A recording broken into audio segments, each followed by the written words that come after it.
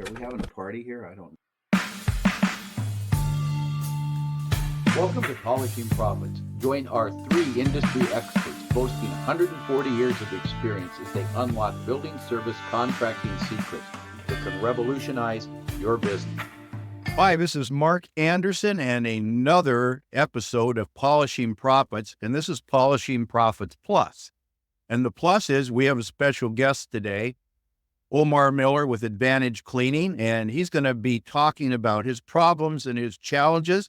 I'm going to let him tell about the company, although I would like to. I'm going to let him have some of that fun. And if he leaves anything out, I'll let him know. Full disclosure, and really it's a pleasure. Omar is a regular client. We've worked together before. We'll work together again.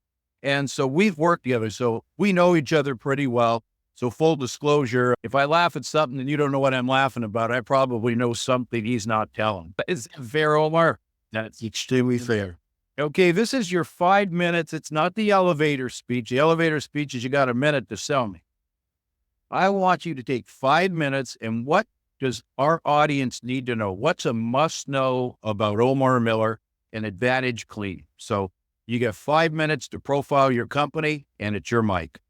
Great question. So what the audience needs to know about Advantage Cleaning is we're a young company. We've been around for 6 years. I started this company driving Uber to pick people up at a long distance in Greenwich, Connecticut, and they had no choice but to listen to me on the way to. So that was my strategic plan when aligning myself back into the industry, because the first time around, I felt miserable, right? So the lesson for me was how do I get back on my feet and how do I do this properly? And lo and behold, I met somebody who actually gave me a 5-day-a-week contract for 2 years. Fast forward 6 years later, 120 employees, and we're doing okay, just based on that strategic plan. So Advantage is a company that takes a relentless approach to many different things, including sales and operations. But I would say the pride of our company is our culture. When you say your advantage is your culture, what do you mean by that, and what do your people understand by that? What I mean by culture. I mean, in this industry, it's a low barrier to entry, right? Definitely. I'm in a metropolitan area. I'm in New York City. You can go across the street and get another dollar, So how do we work on our retention? How do we work on our succession? By simply constantly looking at our culture and seeing if we need to penetrate any areas to make them better, right? When I say that, it kind of like ties into our mission statement, right? I want to put 20 people at 6 figures, right? So I know that I'm going to have to put boots on the ground and start training people and promoting people, right? Because that is something that I feel like in order for me to change a life, I have to implement them and put them in a position to change their life. Our culture is not just based on money. It's also based on a system that we use. I love to call them reference points. So I check up with all of our employees on a weekly basis. We have a very tight-knit, streamlined operation in a sense. So I could look at this report in any different state and tell you exactly how every employee's feeling, their mood, based kind of like a collaborative effort between operations, finance, and HR. We managed to put this really, really streamlined report together to take a detailed look at our employees. And if someone's not feeling a certain way, they get a phone call. They get a call and we ask them what's going on. Can we help? Mark, just to give you like some of the details behind this, it's worked out extremely well. I'll give you an example that we utilize an application that a lot of people in our industry use, and it allows you to clock in to work with a mood report. You could put a smile face, a frown face, or a neutral face, whatever you want. We pull these reports every week. So as we pull the report, I could see who's frowning. And let me tell you the backstory. The backstory is this. Vanessa works at a bar. Vanessa works at the bar. She put a frowny face. She gets a call from HR. She wasn't expecting that call based on our weekly report that we all sit together and do. Why did you have the frown face, Vanessa? Is everything okay? Actually, it's not. I'm working with somebody that I don't get along with, and I was getting ready to quit. I'm surprised you called me. So how did you know to call me? So we saw that you clocked in, you put a frown face. What this does for us, right, is allows us to connect these dots. And now if we want to be retention based, we move one employee to another account, or we get rid of the employee that's causing the problem, right? Or we look into the problem and see what's going on. So what happens at this point is we've just saved a whole job for somebody by moving people around and like kind of looking deeper into the situation. Normally that companies don't do. That's an interesting data point. I haven't heard anybody use any. They may be using it, but you're taking it one step further and making the full call. Do you actually call 120 people, or does someone on your management team do that? Someone on management does that. My job is to sit and look at the report with HR, finance, and ops and really go through any sort of red flags. If they had 120 upset faces, I'd be in trouble. What we get is somebody saying, oh, I made a mistake. I pushed neutral instead of happy. But we still check in. We might get 3 or 4 people, right, per week, which allows us enough time to check in with those people. Another thing this report allows us to do to enhance the culture is evaluation. So all of our external ops, as you would say, like supervisors, area managers, they're in charge of every Monday reporting to us evaluations based on their account. We look at these evaluations on a sliding scale between 1 and 5, and at 30 days, we decide every month who's employee of the month based on the numbers. Numbers don't lie. So we have a system that we use, point-based, so we can look further into this, because if someone's going to work every day, they're getting to work at 6 a.m., they're leaving at 2, they might take extra shifts for special projects, things like that. They want to be recognized. So I feel like as the leader of this company, it's important for us to recognize our talent. Even if you're going home with a plaque to your family, you might get a small bonus. And honestly, it's not always about the money. It's more about how do you get treated, right? So we try to treat everyone fairly and acknowledge their work as well. So we have multiple references and different systems that connect dots for us to find out what's going on the external level, and then translate itself up internally so we can make a decision on where we're moving forward to, right? Yep. So for our audience, while you're talking about all these great things, I want to bring some focus in. And that focus is, you're only, a 6.5-year-old company? About, we hit 6.5, we would say, 6.5 years. And so you are pushing, you're coming down on, you're pushing 8 figures annual revenue, right? Correct. And basically we'll say the first 2 years, it took you to get halfway to where you are today, not disclosing revenue numbers. Yes. In the last 2, you've doubled that with this thinking. And I've done a lot of these interviews since we've started doing this in the last year, and no one has said our culture is the difference.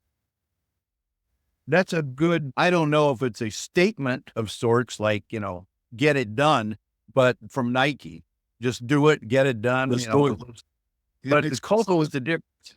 Yeah, it's just boiling in the process too, Mark. Like, we spoke all the time. I'm constantly self-reflecting on who I am. Now, this is new to me too, right? I'm not used to being the leader of the 20 people. Am I a good leader? Maybe not in the beginning, but I feel like it's my job to find out how to increase my emotional IQ, right? How to be more empathetic, how to be the better leader and qualifier for this company. And those are the things I think I took strides in the past 2 years. And it took some self-reflecting. It also took a lot of external hires, like putting my hand on the stove and realizing that this person, had the on the back of the basketball card, they put your points per game, and this person looked like Michael Jordan, and then came in and was like, definitely was not, right? It's more like Sam Bowie. So it's understanding people, who they are, and most importantly, understanding myself and where the mission of this company. And I think that's what makes us such a great culture, is that we don't get our information from outsourcing or outside people. We get our information from listening internally, right? We know the heartbeat is on the external side and what's going on a daily basis, that we listen very closely. So you've doubled in the last 2 years, and you and I were working prior to that. So a lot of the things you're explaining, I got the privilege of sitting through the chair and helping you work through some of that self-realization. But 2.5 years, you've doubled your business. You've done it successfully. How many states are you in now? We are in 4 states. So we're currently in 4 states. I needed something I could reference every week that told me the story about what's happening in every state. And that's kind of like what we put together. We have a very, very strong workbook, like I was saying, that we sit every Wednesday and go over with leadership to see what's going on in these other places. That's how we keep a grip and how we keep it functioning properly. Can you give us a look? Sorry. No. Well, I wanted to stop you because I wanted to see if you pull the curtain back and just give us, the audience, an idea of what, without giving away any trade secrets, what streamlined ops looks like at Advantage. Because that interested me. Okay, what do you mean by streamlined ops? That kind of got my attention. So, yeah, that's a great question, Mark. And I'm not going to give away too much. no, I don't want any trade secrets. Just something to the audience. You know, what we were discussing before this is part of my sessions with you were more like therapy, right? We had to work like with a pillow and a couch to cry on. Because if you start a company, you're operating, yeah, sure. But do you understand how to operate, right? And that's what kind of makes us different at this point. We know external, internally, what's going on at all times, right? How do you do that? It's a lot. It's layers, and you have to connect from dot 1 to dot 10, right? If you go up to 10, then you got to be able to see references for each one. Of course, we have technology. We have applications we use. We know what's going on. We can communicate through these technologies. But for me, it was a report that I put together that allows me to see all channels of our operations, right? It goes to the operative sides, right? It goes through accounts. It goes through finance, right? Procurement. It goes through HR, right? And I feel like all those things tie in together. Once you have ops, HR, and finance tied in, you kind of get a better outlook about what's going on with your company, because you can go through complaints.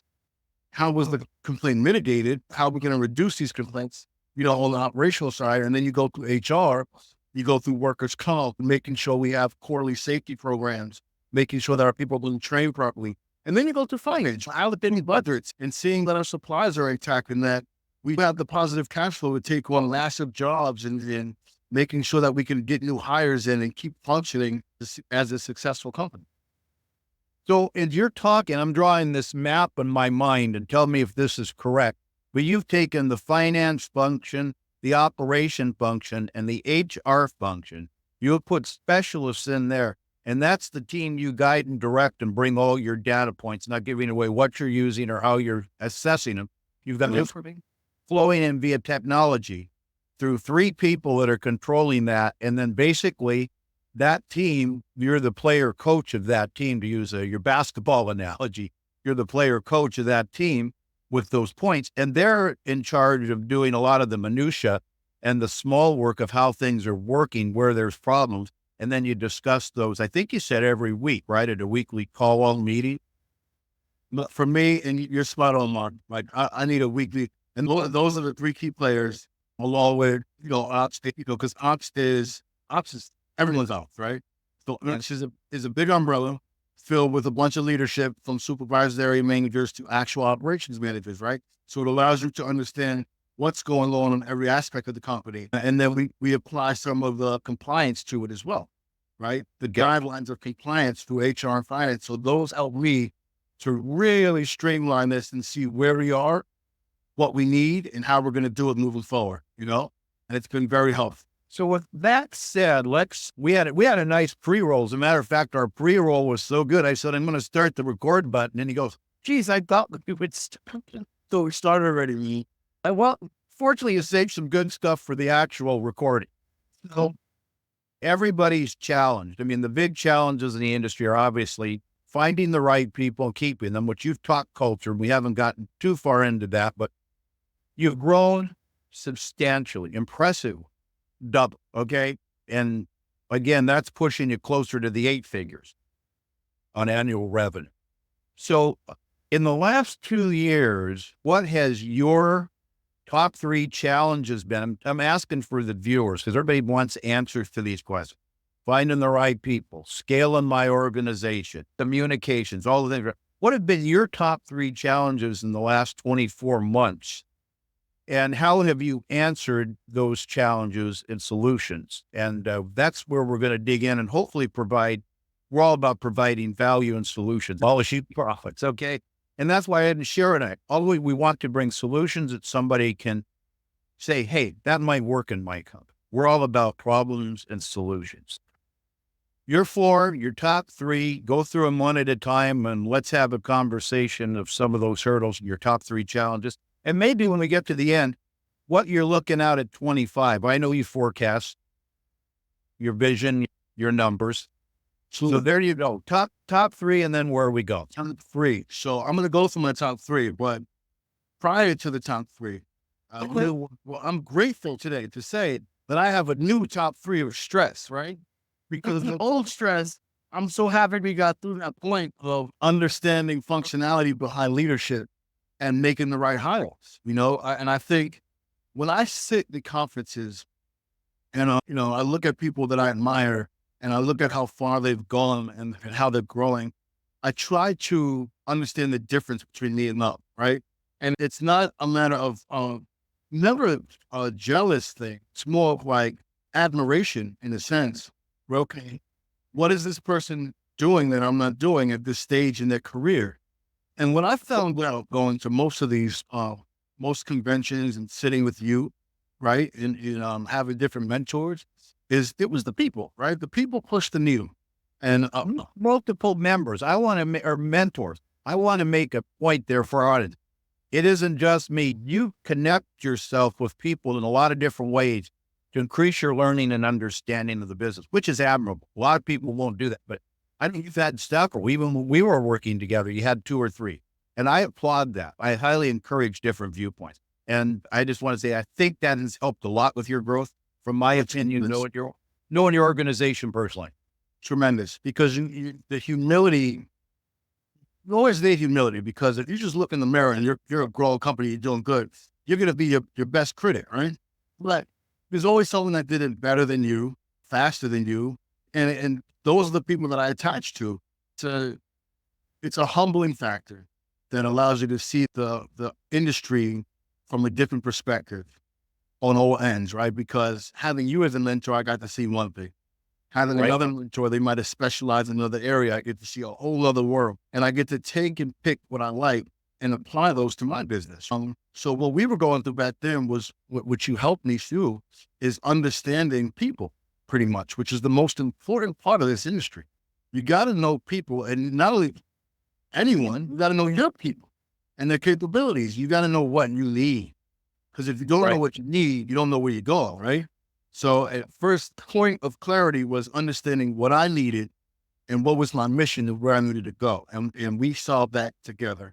And I've gotten past the point now where I have a new 3, right? So I guess my first would be breaking into new markets, right? Based on that analytics in our industry and where we're trending, where we're going to be in 10 years, I'm constantly looking at those things, almost like someone looks at your financial analyst will look at if you have a healthy portfolio for your business or for your financials. I look at our industry like that, right? So as I'm doing that, I'm getting certified in new things. I'm preparing myself. So currently I am a certified trainer in surgical suites, Mark. I can take you to the hospital and show you how to clean a OR, right? Which some people think, it might sound simple, but there's a whole level of disinfecting. There's a whole different system of cleaning. And the compliancy that comes along with being in a hospital, people like to see those things that you made the effort to do those. So we're breaking into new markets that I find interesting and give me a challenge, such as life science, which is a deep topic because there's a lot of qualification for those things, medical, manufacturing. So there's a lot of different areas that we're moving into. Like Leave It to Advantage, we always get picked for something we're just off the wall. Because we are the attraction kings right now. We do pretty much every attraction in New York City. And we just got picked. I'm not going to say the name. I can't really say it, but we're doing like 1 million square feet right now somewhere. So it's amazing. This place is unbelievable. We'll talk offline about it. But that's the direction we're pushing. And because of trying to break into new markets, those are kind of like the people that we've been picking up and attaching ourselves to. The first is becoming a better leader. I can sit here today and be honest with you. I don't know how to run 100 people or 120 people. I make sure that they get to their locations on time and they get paid every week and that they can still look at me and come to work and be happy. No, I had no clue that, I barely run this stuff from the beginning. So it's a learning curve and it's a process of understanding. It's a maturing process, learning how to be empathetic. Once again, learning what an emotional intelligence is and learning people, right? So I'm constantly auditing myself and some of the, whatever I because we all have our things, right? We want things done a certain way. If it's not done that way, so And when you're at the top, and you know this, Mark, when you're at the forefront, you have to review yourself and audit yourself all the time to make sure that whatever's coming out your mouth is leading everyone in the proper direction so that you're not making them go down the hill, right? So, can you help our audience right here? How do you, without giving away secrets, but if you were to advise people building a business and self-auditing, it was Aristotle that said, or Socrates, an unexamined life is not worth living. And what do you do? What would you recommend if I came to you and I had $1 million business and said, boy, I like that idea of self-auditing. How would I do that? So I asked you, I said, hey, Omar, what do you do to self-audit? Now, I know that's something that's internal in you because you're always striving to improve yourself to build your team. What little tips would you give me if I'm sitting at $1 million, $2 million, and about becoming a better leader? And what would you offer for how do you self-audit? We all come from different parts of the world. We all come from different walks of life, right? My challenges were not your challenges. It's a deeper look inside yourself and figuring out whatever's going on, why it consistently happens, and then understanding that you have to mature enough to start fixing those things, and it's being brutally honest with yourself and what you're not good at and where your weaknesses are, right? And once you get bare bone honest with yourself on a personal level, on a business level, and whatever other relationships you have, at that point, you can start strategically aligning yourself with different methods that are compatible for making you a better person. And that's kind of what I do all the time, right? Because I'll be the first to admit I am imperfect. So I'm constantly working on myself, right? My core was a different cut. So I had to learn certain things over again that I thought was the right way to do things, right? But as a leader, running a company and running a successful cleaning company out of all things, the barrier to entry is very low. And you have to give someone a reason sometimes to wake up every morning and get here. It's a whole different level of stress and understanding, right? But once you get past the stress and you're capable of being that type of leader, and you know that, it's a beautiful, right? Because you're put in a position to really help and change people. Why is helping and changing people? You want 6 people making 6 figures running your company. What is your drive? Because this is a people business. It's a relationship business. It's a relationship with the customer, your entire team, your suppliers, and your strategic partners, whether they're subcontractors or alliance partners that are doing other work for you. So what do you do to analyze yourself? I mean, you do it weekly? Do you do it when you have a failure? Do you miss something? Because you're closing gaps. We've talked a lot about identifying gaps and closing them. When something doesn't go right, backstep it, look at it. What went wrong here? How do I this opportunity to be successful the next time and improve? It's a daily. Daily? It's a daily process. The self-reflecting for us is 100% of the time. It's like, okay, what could I have done better in this situation? What could I have done better in this situation, right? My goal had to coincide with helping me. I'll be the first one to tell you, I like being successful. I like money. Like, listen, I'm telling you, I'm not in it for the money. Then what are you doing here? What are you doing here? I like money. As a leader with emotional intelligence, how am I helping people with one of the things that I really like? Okay, let's put 2 and 2 together, right? If I have a leadership team of 20 people making 6 figures, that probably means that I'm hitting my goal as to where I want to be, grow sales. So in order for me to hit my goal and grow sales, if I put a mission in my head to get 20 people in leadership in 6 figures who are capable of buying houses and doing different things and taking care of the families, then not only am I helping my leadership team, but I'm also achieving company goals as well. So I'm kind of intertwining both. To answer your question, as self-reflecting goals, it's not 100% about company and me. It's not the selfish, greedy, whatever you want to call it, right? It's okay to be ambitious, but you also have to have what they call the yin and the yang. You have to have the balance, right? So along your way to be successful, who are you helping? It's not going to happen by yourself. So what's your plan to get everyone else to be successful? Well, no, to give you 100%, if you're the only guy buying a nice house and having a good life.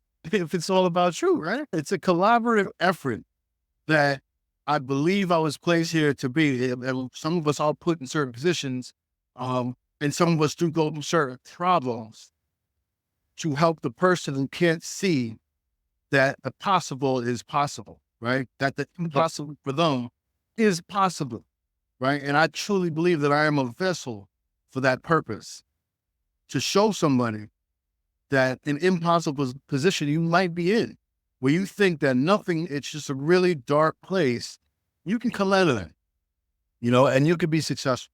And as long as you understand those things, which I've kind of got a grasp on, which I didn't always, I understand that my privilege to be here and enjoy this is through other people and helping them.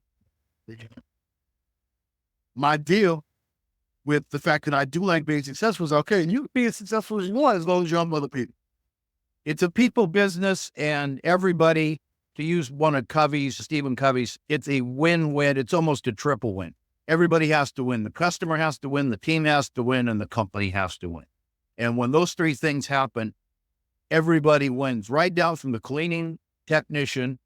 That's the kind of recognition that surpasses money or anything else, because somebody cared enough to look at a comment I made. We could go into that, but it's a relationship business. For the person on the other line to say, you know what? I didn't know you guys were watching me.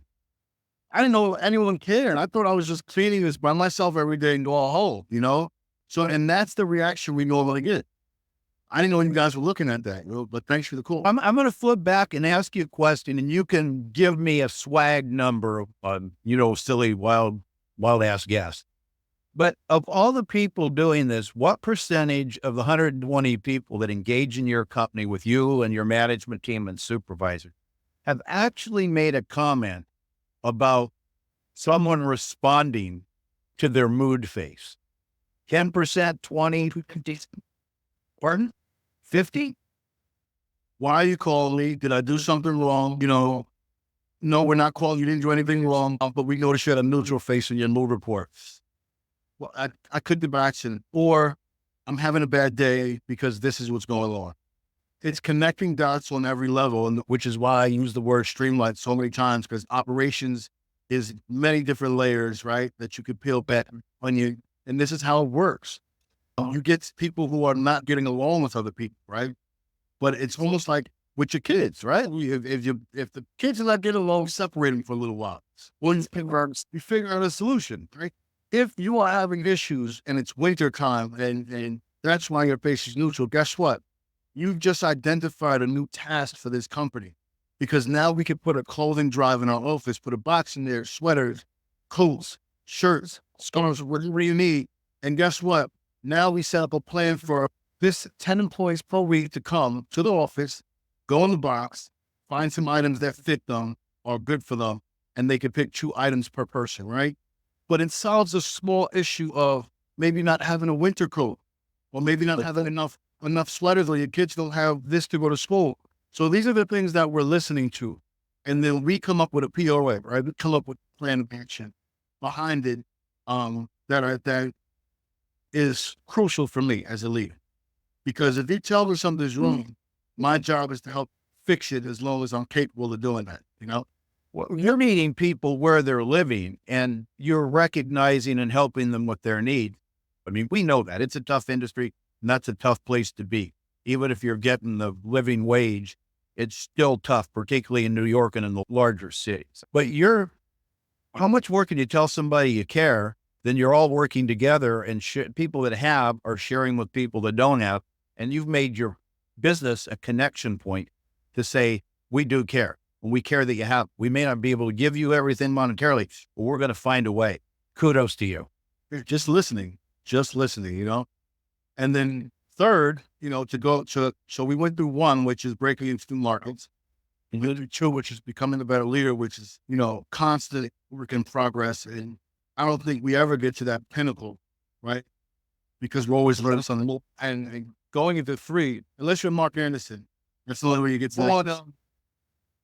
I learn more from my clients. And I was telling somebody the other day, in 10 years of helping people with their business, now I've consulted longer than I hate the word consultant, but I've been a business growth advisor.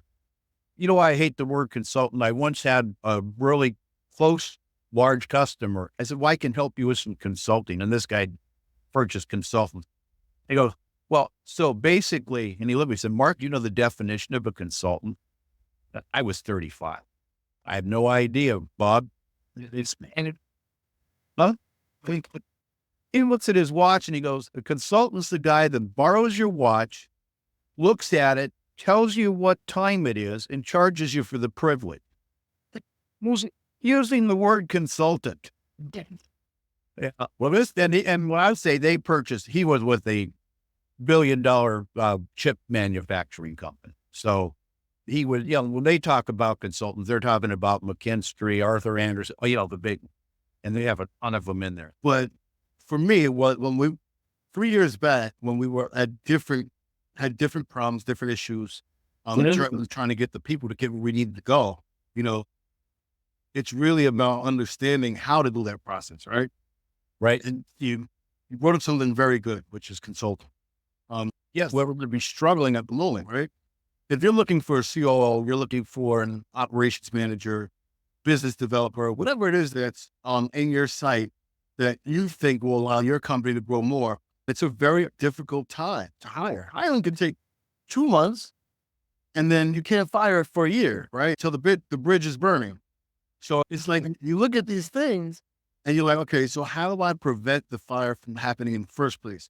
My recommendation is get yourself an advisory board, right? People like Anderson, other people in our industry, we have people on your advisory board that don't work for your company, but you can go to and say, hey guys, I'm getting ready to make this decision. Right? And then if it's a bad decision, they get slapped on the hand and say, sit back down. And if it's a good decision, they say, hey, well, dig a little deeper. Let's see why. And some of the outcomes I've gotten behind that were consulting, right? 14-day trial period, right? We're not going to onboard you fully. I'm not going to take you through a 30, 60, 90, a fleshed out plan on how to get you through and make you a lead or a supervisor. I just want to see you work for 2 weeks. Got this on the pre-roll. So back up a little bit for the audience. We were talking about managers or general managers or anybody that has a position of authority and how you look at it and you bring them on just for clarity with the audience. So you don't actually hire them as an employee to start with. You bring them on anymore. I learned my lesson because we've had people coming here with what? No, I mean, I'm not talking about just in reference, real problem reasons. And I believe everything in the beginning. It doesn't work that easy. I wish it did. However, you kind of have to trim the fat behind what people say. What people say and what they can do are sometimes two totally different things. So you really have to analyze what they're doing. And number one, they have to have a reference behind what your expectations are, right? So if someone's walking in blindly and you want them to be a certain position, you have to know first what you want from that position, right? That position has to be then thought out and presented to them as a reference where we can go through these bullet points together, right? So I've created, much like our reports every week, we have a very extensive onboarding practice that it goes beyond 90 days. It goes into a SWOT and in 120 days. Okay, let's see if you're ready for this, right? Let's go a little step further before we start investing in you as a company.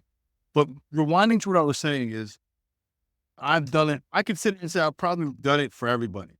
So don't do what I did. I've hired people every week. I had a new area manager, a new operations, and it was becoming overwhelming to the point where me and you would sit around. I'm like, what am I doing wrong? I just don't know. This person sounded great, and then they started working, and it was like they almost got coached through the interview, and then they start working. And you're like, okay, something's not adding up. The actions are not aligning with what this person communicated. So I then started doing things differently. When I say advisory board, get 3 people or 2 people that have been through the same thing 10 times over and allow them to approach the situation, right? And once you have the situation, don't jump into it. It's almost like finding your wife or your husband, right? You try to feel the person out, right? There's all requirements that you have. There's all requirements that we have. So in order to do that, man, I don't hire them fully at first. I might go through a temporary hiring process, right? Which doesn't completely onboard you. It makes you act as more of a consultant, maybe a contractor, where I could see you and evaluate you for 30 days. And then based on that stipulated, we can have a policy that says, okay, if you meet these requirements after 30 days, then we can get into the marriage. So you have a set of metrics that they have to go through. They're working for you. Really, it is a consulting or a contracting sort of basis. My question on that, so let's say I'm a talented manager and I'm sitting with you and I'm looking for a job to feed my family, right? It's a 100K job. We'll just make it up. And I want to work for you, but you tell me, well, you're going to have to come in as a contractor and validate everything you've told me on this application. Because I'm looking for I know your goals. You're looking for long-term people to build the company. How do people respond to that? Because they come in looking for a job and you tell them, well, I'm interested, but you're going to be a contractor to start with. You're not permanent. That's a brilliant question, because here's what I've learned from the response. The ones that don't take it well are usually the ones that I don't want here. Can't you see my resume? I've done all this. Why can't, and that's usually how that goes. But the person with confidence that has the capacity and capability of functioning in the role, no problem. You can watch me. You watch me for 30 days, watch me for a week.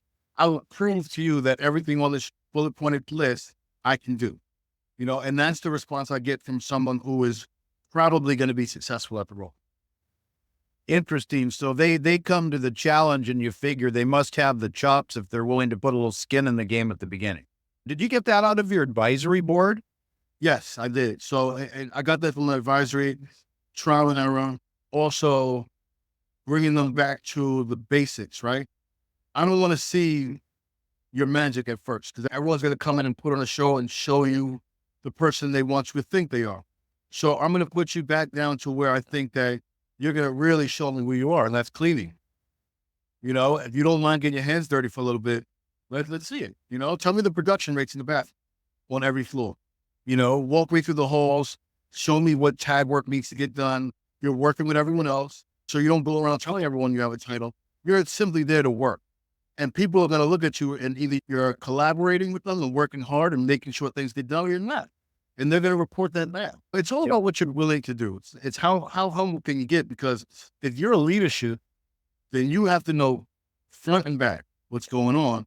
And you have to be able to communicate on both sides. As long as no one has a problem with going back to where we all started, which is picking up a broom or mop and doing that for a little bit and understanding how things work, not your way, but Advantage's way and the systems that we put together, then we now have a winner. We have a great fit and it's work. So like I say, all of our leadership has been here quite some time. Everything that we've gone over in terms of, look, you do this, you grow. I've kept my word, so they see that not only do they hold up on their end of the bargain, but I hold up on mine. And it's once again, man, that's how the culture works, right? And we're talking about people basically supervisory on up, right? Correct. Yeah. Just for clarification, as we get going and talking, but it reminds me, I had an accounting professor that once said, paper can't refuse ink. Well, it's the same thing with resumes, okay? That is the truth. And another good friend of mine, he came with Marsden. He's one of their top people in their executive suite. He did his master's, a whole other topic, but he did his MBA on the fact of assumptive knowledge. People bring these things in, they go through with you with all these resumes, and we assume that they have the training and education to pull off what they've said they can do on that resume. You have to test that, work with them, see if they have it. You don't want to hand them a major project and say, here, analyze this, we're losing money. And they come back to you and go, well, I've never analyzed anything this complex. You should know that when you hire them. The beauty of that is when you know where the weak spots are, the strengths and weaknesses portion at least, you can decide how to help them better build their chops in the areas they're not as good at. And he said, something he stuck with, and he had a great advisor on this. What do you think if I told you when people join an organization, major organization, when do you think they get their first formal training? How long are they with the company before they get their first formalized training? I'm talking big companies, 6 years. Whoa. And he was working with a woman that was his advisor that ran American Express, okay? So the stats were pretty good. And I may have misquoted the 6-year thing, but it was phenomenal. I'm not saying somebody that they don't shadow somebody, they don't give bits and pieces. But before they come in and say, look, I want to teach you how to analyze your business financially, the book of business you're running.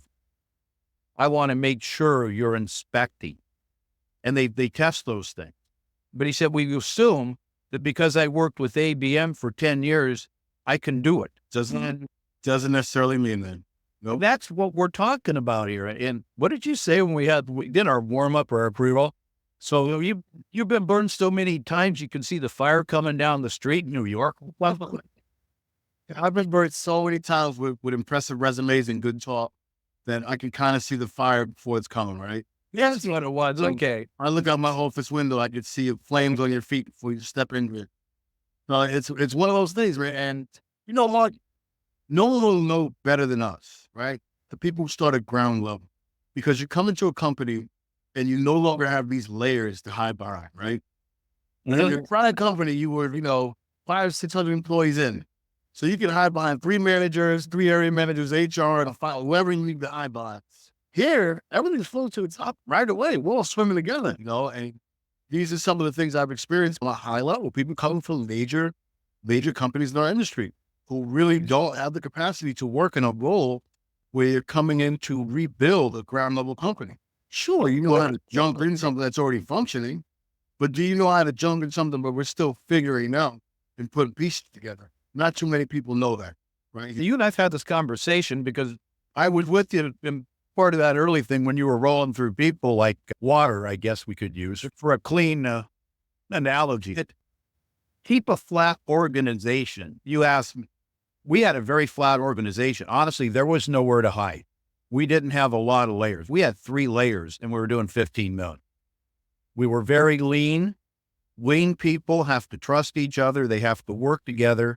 And you've got to deal with people, guts, feathers, and all, and decide, are we going to work with you? You don't have to like everything, and we're going to disagree, but can we get the job done together? Once you take someone through that swap, the person's not going to be perfect, right?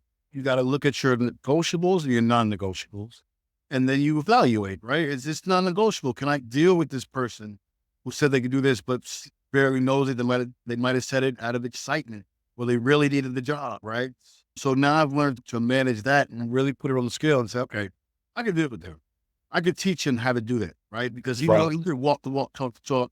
He could be client facing. I could deal with that on another note, right? And I could teach it to him in about, 2 weeks or whatever. So check on that one, right? Or non-negotiable, if someone walk you through all these different areas and they can't do certain things in terms of communicating efficiently and effectively. Where that's an issue, because the position you're in, you need to do those things, It's really about looking at your negotiables and non-negotiables after the onboarding process. That was a big challenge. That was one of your biggies. And it is everybody else. All my customers are always looking for the right people on the right bus going in the same direction you're going. Correct. To use Collins. Yeah.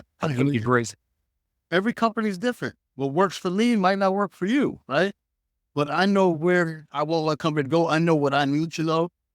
I know if I wake up in another state, I want to look at a comprehensive report with reference points that'll take me front and back and connect dots to a streamlined process.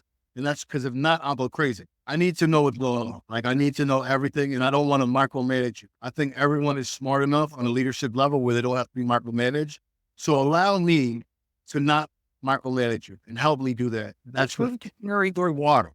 If I give you this, you've got to carry the water I assign you to carry. Correct. Or why do I need you? You said it as blunt as possible. Okay, so we've got through 3. So I told you we'd keep this pretty close to an hour. So we're tracking pretty good. So let's look to the wrap. And what do you see in 2025? And I know you do a lot of reading, a lot of assessing. From your opinion and all the people you talk with in the industry and the conferences, what do you see happening in 2025 relative to hiring, pay rates? What kind of changes do you see are in the weaknesses and threats of a SWOT? Strengths, weaknesses, opportunities, threats.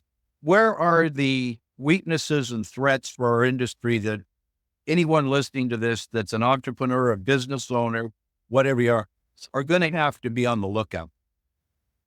I can tell you this. First, you have to identify before you do anything, you should have a business strategy and a plan going into 2025. That strategy should include all components of your business and be really honest to where you are, where you want to be, and how you're going to get there, right? And that should be broken down to the micro level. You know, if you're telling me that you want to hit another $1 million in revenue, then break it down to the micro level. Talk about your SEO, talk about your marketing, talk about your positive cash flow, talk about your HR, right? Talk about your financing is going to pull you back when you're going over budget. And you must feel like your cash flow is not positive anymore, right? Right. Your margins are slim. So you need to take all these things into account. For advantage, could I have done that without the transparency of having this reference point put together? No. So I recommend if you're going into 2025 and you have some big goals, which you should, break all the pieces down.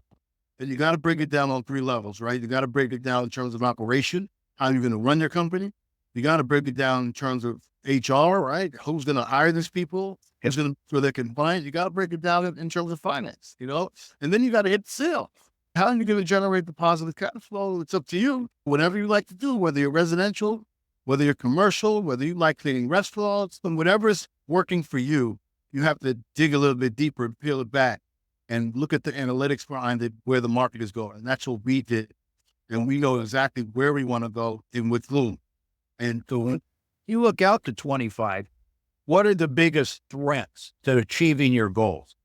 Wage increases, insurance costs. What do you look at? Because I know you do the strategy, you do the forecasting. What are things you think could impact and derail you next year? I don't know if I have 3. I mean, well, what's not? You know, competition is not really a threat, but it's actually more helpful than anything. So you got people coming into the industry. I would say one of the biggest things is there's a lot of people leaving the industry, and it's relationship developing, it's nurturing, right? And how are you doing those things? There's a tight-knit circuit that sometimes is very hard to break through, right? Because people are used to certain people.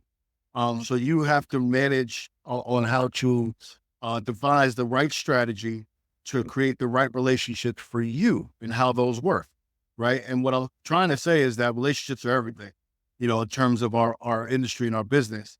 So where you want to go, you have to have obviously like an ideal customer profile and your target market and who's behind that target market that can help, right? And identifying those people and building those relationships is probably the most important thing. The only threat I could see is if people just stop wanting to pay for service, which is constant, right? It calls everything. Can we reduce this? Can we do that? Accounts are a race to the bottom. The bridal price. Then some of the bigger companies don't help us because they'll go on and take it near nothing. Once again, it's finding a niche. It's being competitive where you are. Sometimes we have the advantage as a company who's not yet at 100 million or 50 million because you still have a lower overhead, right? So regardless of how they slice their financials and come a little lower, you could always be more successful in a sense. At this stage, more is working in our favor rather than some of the challenges you may face when you get that big, where it's like, okay, now we have to learn how to trim the fat and learn how to keep our margins and do other things to make us generate more cash. And large enterprise, and you've known a lot of guys that have been in large enterprises, and I know you've talked with them, you've had them on your mentoring team. That managing an enterprise is a whole different thing than managing we'll call it a large, small business, 50 million and up. They're 2 different cats, 2 different objectives. Yeah, it's two different things. But the competitiveness, you know, I would say that is a threat. We've talked about the low barrier to entry. That's not a threat at the level you're operating at, but regional and national contractors are. And those are I won't say it's a race to the bottom, but they're extremely price sensitive. And I give that to people who've done it for 20 years. Here, read this. Give it to your people. Give it to your ops people. Because, profitable estimating is key. But we're forced with a lot of things. It's going to be an election year. It's going to be interesting to see what changes as we move into the new year, whoever's in charge. I don't care.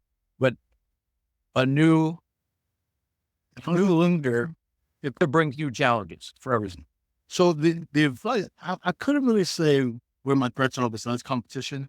But the advice I would give to somebody is that we're no longer in the COVID stage. You really got to find out what works for you, and when you find what works for you, you have to go at it and understand it better than anybody. and that's what I'll leave you with. If you have a niche and you understand that and you are the best at that, you can eliminate a lot of the competition behind that, right? So whatever you plan on going into and aligning yourself with, just make sure that you have the best understanding behind them, right? Hard work beats talent any day, and that's the truth. There's a lot of talented people in our industry, and they'll come in here and their talent will sit right at the desk. So as long as you're continuously working hard and improving your systems, improving yourself, sky's the limit. That's a great place to stop. I know how busy you are because you got tied up in 9/11 traffic and couldn't get across the finish.